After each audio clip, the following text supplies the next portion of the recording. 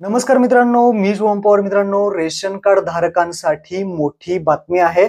केंद्र शासनाकडून 90 कोटी रेशन धारकांना मोफत धान्य दिलं जातं आणि त्यामध्ये तांदूळाचा सुद्धा समावेश आहे. आता हेच जे काही तांदूळ तुम्हाला मिळतंय, हे तांदूळ बंद करण्याचा निर्णय हा शासनाने आता घेतलेला आहे.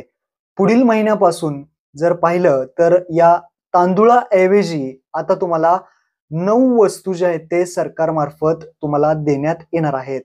म्हणजे थोडक्यात तांदूळ बंद करण्यात येणार आहे आणि जीवनावश्यक जे काही 9 वस्तू आहेत त्या तुम्हाला मिळणार आहेत. या 9 वस्तू कोणकोणत्या आहेत ते अगोदर समजून घ्या.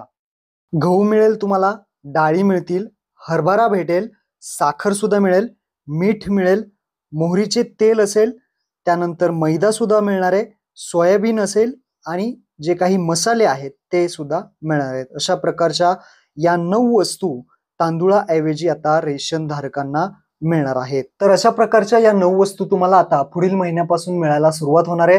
हा निर्णय तुम्हाला कसा वाटतंय याबद्दल तुम्ही कमेंट बॉक्समध्ये आम्हाला सांगू शकता.